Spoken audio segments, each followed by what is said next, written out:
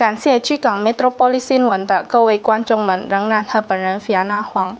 在巨港市哈吉阿卜杜罗扎路的瑞清堂，数十位信众齐聚一堂，举行护法神祈福仪式。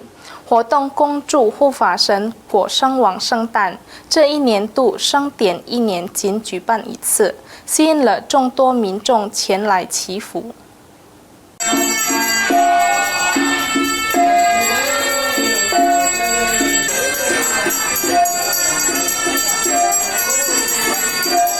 数十位信众于2025年8月29日星期五早晨齐聚瑞清堂，举行护法神果圣王祈福法会。大家在祈祷中祈求健康、平安与吉祥。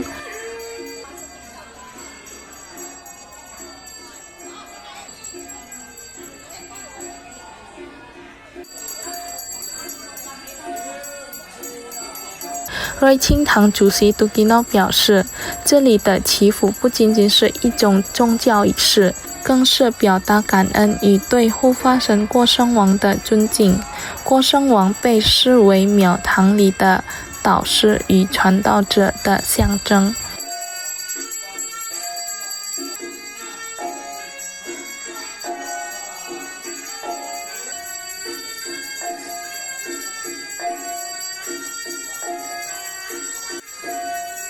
法会于凌晨6点开始，首先礼拜天公，中午12点进行护法神果圣王圣诞祈福，最后在下午2点举行对神将祭宾的祭拜仪式。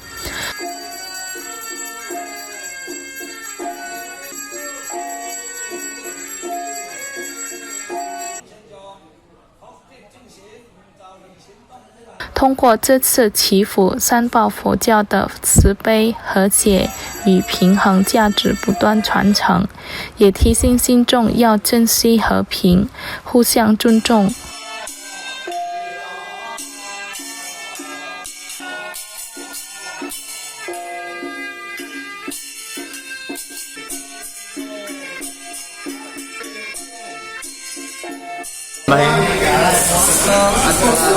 Acara sembahyang kong tadi pagi jam 6.30 kong atau konara.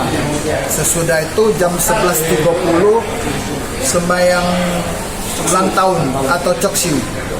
Dan jam 2 tadi ini kita sembahyang rukun atau sembahyang prajurit.